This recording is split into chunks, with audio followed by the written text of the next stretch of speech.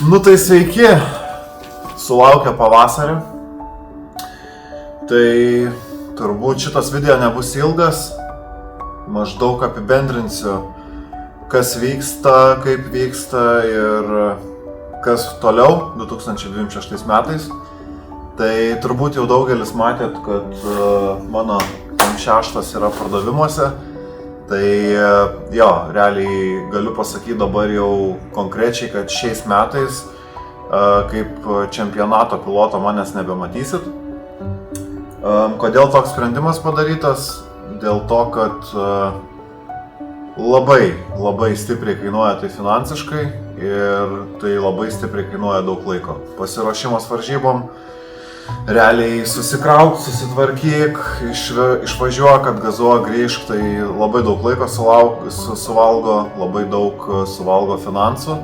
Ir šiais metais, kadangi organizuosim nebe vieną, bet 2 etapus, tai tiesiog nusprendžiau, kad turbūt pereinu į tą driftas kaip sportininko pusės. Nežinau, ar manęs belies labai stipriai. Tai faktas, kad komanda išlieka, realiai Elvinas, Laimonas, jie greičiausiai kažkiek tai važiuos į kažkurios etapus, bet kadangi mūsų liko važiuoti labai nedaug, tai turbūt grįžtam į pačią pradžią, kur tiesiog susirinkdavom šaiką linksmai praleisti laiko ir į tą profesionalumo pusę nebesukam, nes iš esmės tai kainuoja tikrai begalę daug pinigų ir kadangi patys suprantat, kokia situacija dabar yra pasaulyje, tai viskas keičiasi valandom, o ne dienom. Ir taip, realiai per žiemą bandžiau kažką padaryti ir su savo mašina, nes prieš Matsuri pernai metais sudėti Ketkemso vėlinėliai suinvestuota nemažas kiekis pinigų ir iš jų nebuvo jokio tolko. Tai šiemet buvo nuspręsta, tiksliau net pernai jau žiemą buvo nuspręsta, kad visgi jau tiek suinvestavus pinigų reikia eiti iki galo. Ir per žiemą G-Fabui buvo duota mašina, kad padarytų išmetimo kolektorius. Tai čia galite pažiūrėti į rezultatą.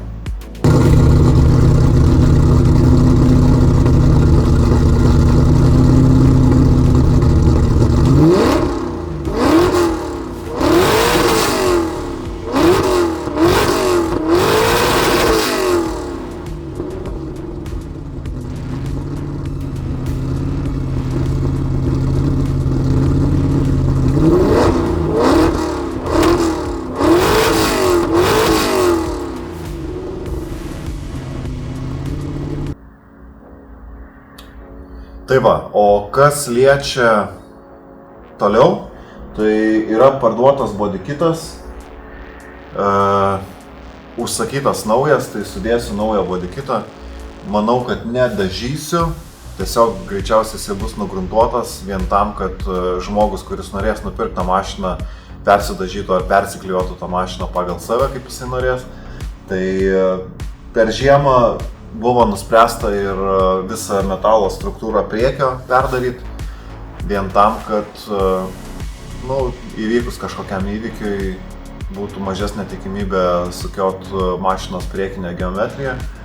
Tai irgi šiuo klausimu pagelbėjo G-Fabas, tai jeigu jūs galvojat, kad jums to reikia, tai mielai prašom kreiptis, pagelbė šiais klausimais. O toliau ką, rinksim mašiną iki galo.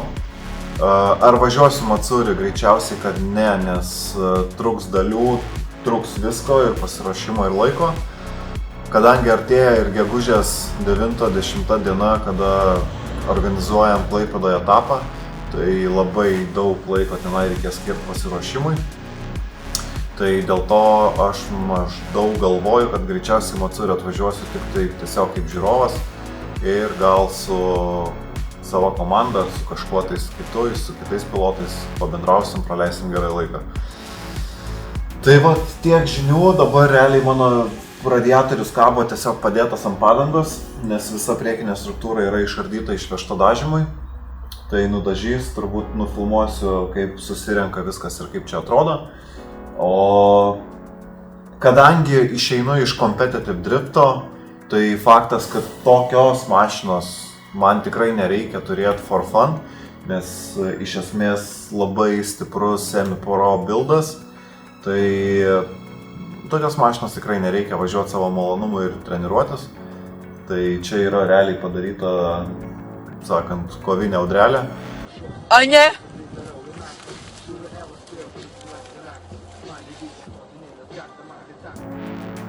O tada užgimė idėja, kad projektai ir visa kita tikrai iš mano gyvenimo nedingsta, vien tam, kad turbūt tai jau yra įaugę į kraują, nežinau, tai gyvenimo būdas.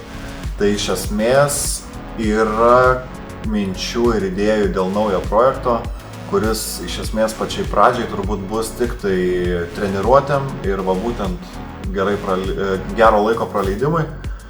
Tai dabar manau, kad realiai visą tai, ką matėt į YouTube kaip komandos amplua, kur realiai turbūt daugiau filmavau tai, ką aš garaže veikiu, bet įtraukdavau ir komandos dalykus, tai visa tai nedings.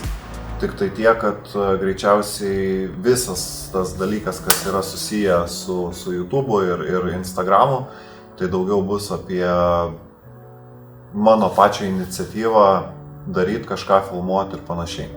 Tai dėl to greičiausiai jau pastebėjot, kad ir pasikeitė pavadinimas.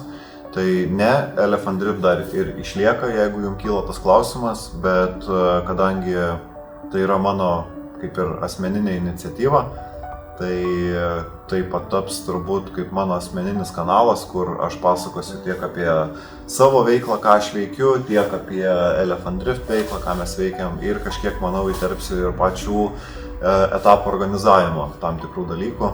Su kuo gal jūs nesat susipažinę, gal jums visai būtų įdomu sužinoti, kaipgi visgi tie etapai organizuojasi ir ko reikia, kad juos organizuotų. Tai turbūt šiam video tiek.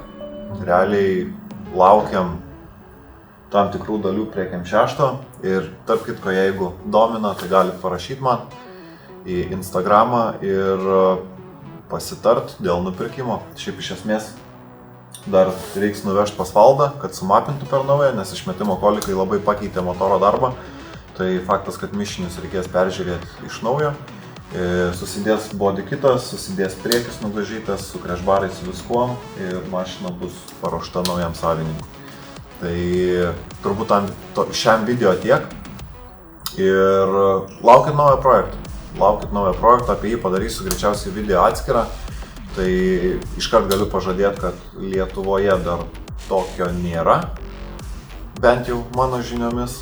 Tai nebus kažkoks tai iš pat pradžių semi-pro ar ten pro lygos buildas, bet paleist mašiną taip, kad būtų smagu išvažiuoti į tos pačius Madžiūnus, pasivažinėti ir gal netgi duoti savo komandos mechanikam, kurie tiek metų važiavo kartu ir patys krapštė tos mašinos, bet neturėjo galimybės pasivažinėti.